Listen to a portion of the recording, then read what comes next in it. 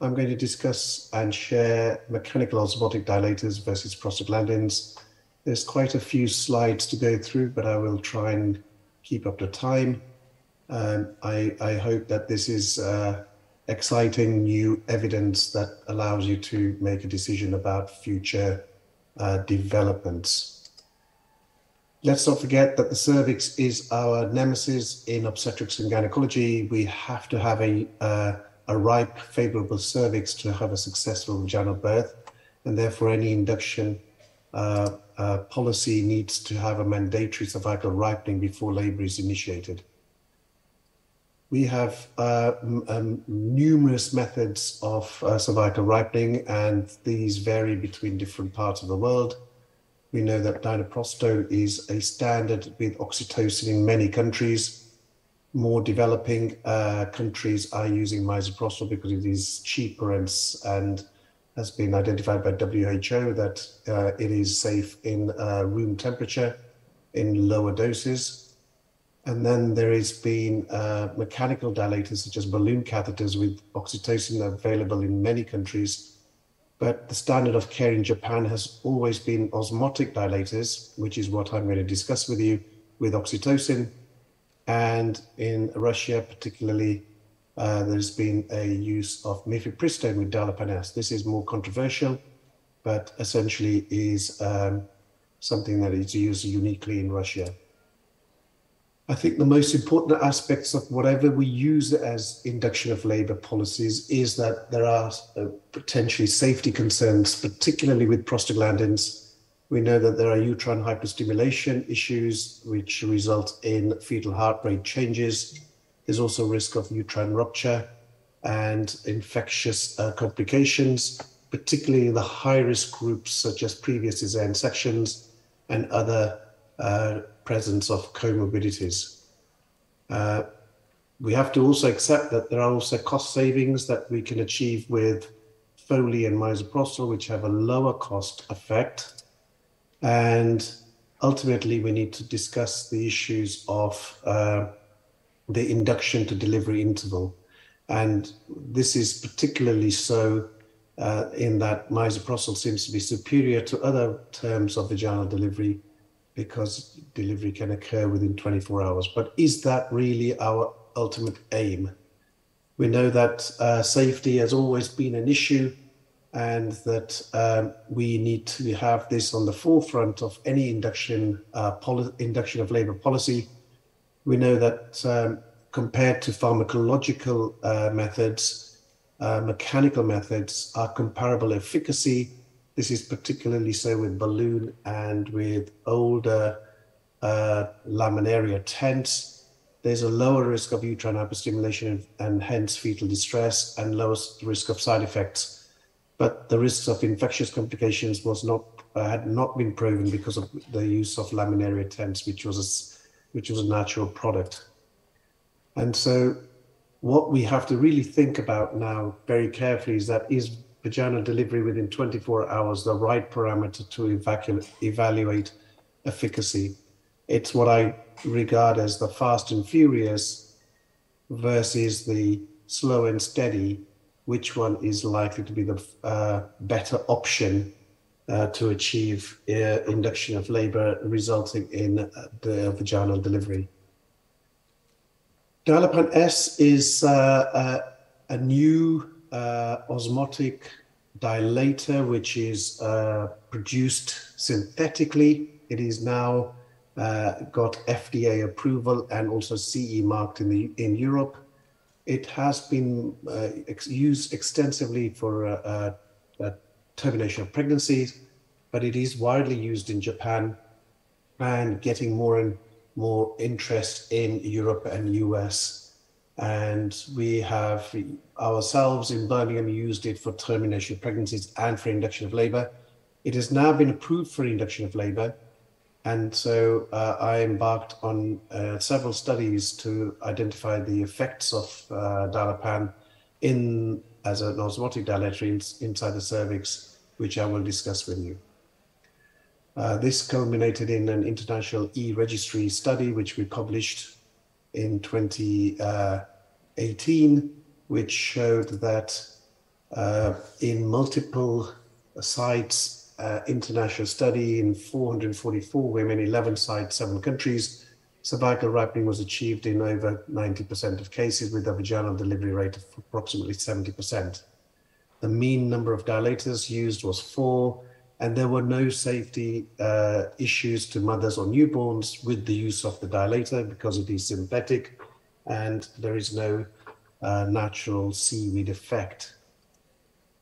What we did identify, which becomes an important issue for what I will propose at the end, is that if you inserted the dilapan in for between 12 to 15 hours, the effects of vaginal deliveries were significantly better compared to if it was left in for more than 12 hours. The important aspect here is that the dilapan needs to be inserted correctly inside and through the internal os, like you do with a Foley catheter. And if it is left in situ, having breached the internal os, then you will get a cervical ripening effect and dilatation effect within 12 to 15 hours. This is an important aspect that we identified in the International E-Registry study. I'm then going to share with you what was done as a completed RCT with Dilapan S. It was a Dilapan versus Foley done in Galveston in the US. This was a randomized non-inferiority trial of 420 participants, and the outcomes were for vaginal delivery, efficacy, safety, and maternal satisfaction. This was published in AJOG, and the effects were that there was very little difference, non-significant difference in vaginal delivery rates, which were the same between the two groups, and that the cesarean section rate was also similar and non-significant between the two groups, which shows that both treatment effects of Dilapan versus Foley is the same. What it did show that there was a favor towards Dilapan S and the change of Bishop scoring and all the other parameters was in favor of, was basically no difference, except that the total time in device was slightly longer in Dilapan S. There was no differences in safety outcomes. If you look at the bottom part, maternal infectious comorbidity was the same in both arms, and therefore there was no evidence of any risk to mother and baby in terms of also non-reassuring fetal status was the same because they're both mechanical dilators.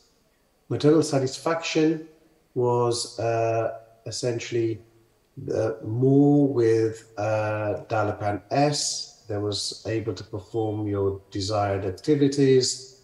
Relaxing time and getting some sleep was significantly better. And overall, the results of the study between Dilapan S and Foley was that it achieved similar vaginal delivery rates, and that Dilapan S was a good alternative when used for cervical ripening. The most important thing is that there was no protrusion from the vaginal introitus, and that there was no need to keep the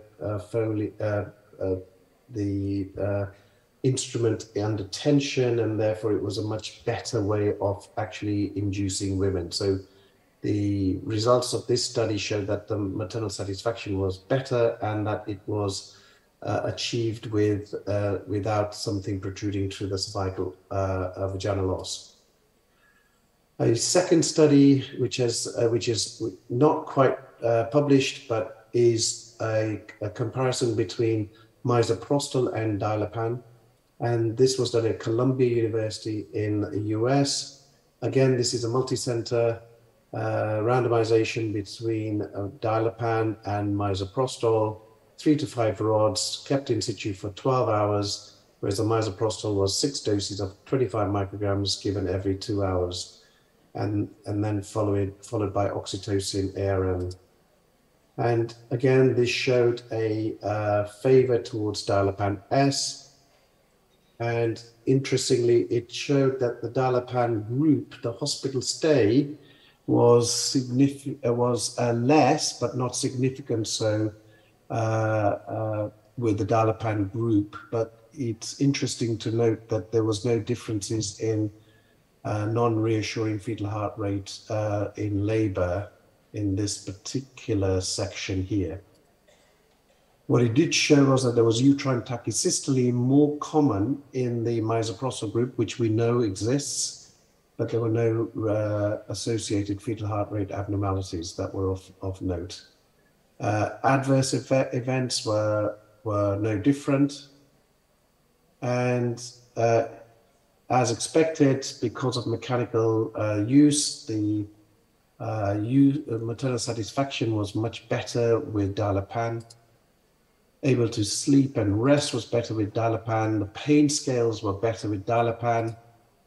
And so the randomization and effects of using dilapan compared to oral misoprostol, the advantages were over misoprostol in terms of better safety profile. It has FDA approval and better patient satisfaction and pain scores. I'd like to now share what we did ourselves in Birmingham and have recently published the SOLVE study, which is randomization between dilapan versus dinoprostone in nulliparous women. This was published in 2022 in AJOG MFM journal. And I'd like to just share some further details about this important study, which is the third study in the armamentarium of the dilapan group. Nulliparous women were primarily the main group of those that were investigated, 80% of women in dilapan and dinoprostone. The primary outcome was failure to achieve vaginal delivery, i.e. the cesarean section rate, which was the same between the two groups, non-significant differences between the two groups, dilapan and dinoprostone. The first round of cervical ripening success rates was achieved better with dilapan compared to dinoprostone. That indicates that the second series of dilapan was used less than in dinoprostone. This was primarily because of slow progress to or failure to ripen in the first series, only 55 women compared to 71 women in the dinoprostone group. So there was a higher success rate in cervical ripening effect. It's interesting to note that the dilapan did not fall out in any of the cases compared to 13 women in the dinoprostone group. We know that the dinoprostone tape can actually be expelled and it needs to be reinserted. Complications during cervical ripening was less in the dilapan group. Uterine tachysystole was less. Uterine hyperstimulation with non-reassuring fetal heart rates was non-existent compared to dinoprostone. And therefore the effects on of the fetus on CTG abnormalities was less and significantly less so than in the dinoprostone group. This shows that the safety of dilapan is better compared to dinoprostone. We had adverse and serious adverse events all taking place in the dinoprostone group with a neonatal death, HIE, and a placental abruption. We also assessed the analgesia during the cervical ripening process, and it was less with dilapan compared to dinoprostone. The need for opiates was much less compared to dinoprostone and the use of pethidine as well. We did notice that the use of analgesia in terms of enternox during the cervical ripening insertion of dilapan was more, but subsequently it was less during the induction cervical ripening process. Amniotomy was significantly more in the dilapan group compared to dinoprostone. This is important because we can now use dilapan in a more controlled environment. This is an advantage to what we think is actually going to allow us to factor in how we do induction of labor, which I will share with you later. Oxytocin was therefore higher in the Dalapan group, but there was substantially better maternal satisfaction rates in line with the overall Dalapan in the Dilafol and the Comrade studies. It shows that women were able to get on with their lives much better. There was more relaxing time, there's more sleep time, uterine contraction rates was frequently less and less intense, and therefore the overall success rate, maternal satisfaction was significantly better. So the key take-away messages is that women undergoing cervical ripening with Dalapan have similar vaginal delivery rates compared to dinoprostone, but with fewer instances of uterine tachysystole, hyperstimulation, and adverse effects on the fetus. The safety profile of Dalapan, therefore, is significantly better. We also noted that more women in the Dalapan reported better satisfaction in terms of being able to get on with their normal activities, and that there was a lower need for reinsertion of Dalapan S, approximately 10% lower need. This indicates that 10% more cost is associated with dinoprostone, and therefore this has an implication for the use of dinoprostone from a cost point of view.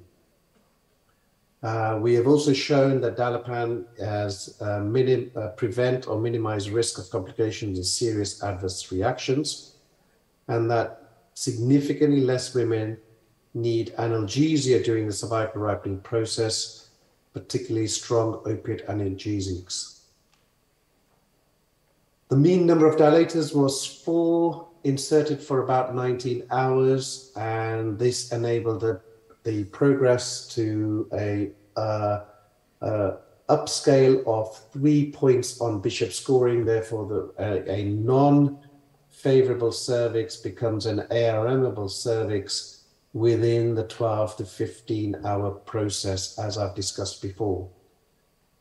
That shows that because uterine activity is minimized, and also that the mechanical effects of Dalapan and the osmotic effects does not cause uterine activity, we can use Dalapan S in a outpatient basis and in women who have higher risk pregnancies, such as intrauterine growth restricted babies, or those who've got reduced fetal movements, and particularly indicating those with reduced fetal reserve. So I think that it is an important factor that we need to now appreciate, that because of the lower risk of uterine hyperstimulation, we can use Dalapan favorably in those high-risk groups, and that potentially we can use Dalapan S now for cervical ripening as an outpatient procedure. In the UK, this is a major issue because we have a significant number of women who are inpatients and do not and block beds for us, and this may be a similar circumstance to consider in India as well. Because the majority of women with Dalapan need to undergo amniotomy, I think this is a positive thing, so that we can use Dalapan S because it's more predictable and provides an opportunity to schedule our induction of labor more properly on our labor suites. I will now discuss the reasons of using these positive outcomes to proposing an elective induction of labor policy, which we are currently doing in the UK. So I suggest that if you were to put in, insert Dalapan as opposed to Foley, remember there was better maternal satisfaction with Dalapan compared to using Foley, because it doesn't dangle out of the vaginal introitus, and women are not having something hanging out and is inconvenient.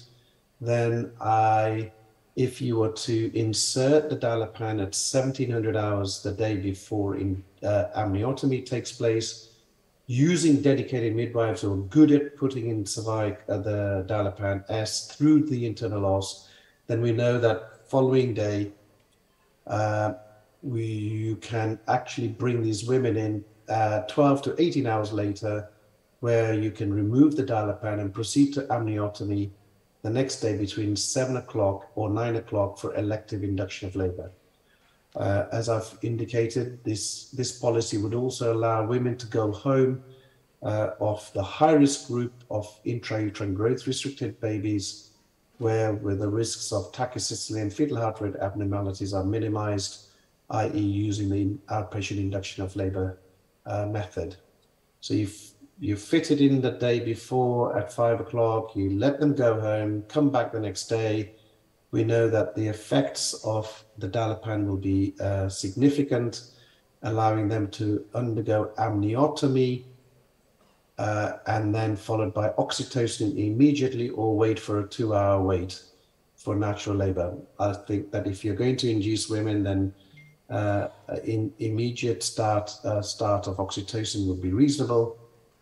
We would expect normal a delivery within 12 hours on average, which then allows these women to free up the delivery rooms for the next batch of women for the following day. And having proposed this within the UK, because there's better maternal satisfaction with streamlining the induction of labor policy, we would avoid the prolonged waiting for amniotomy, which we have common complaints of within our UK maternity units, and it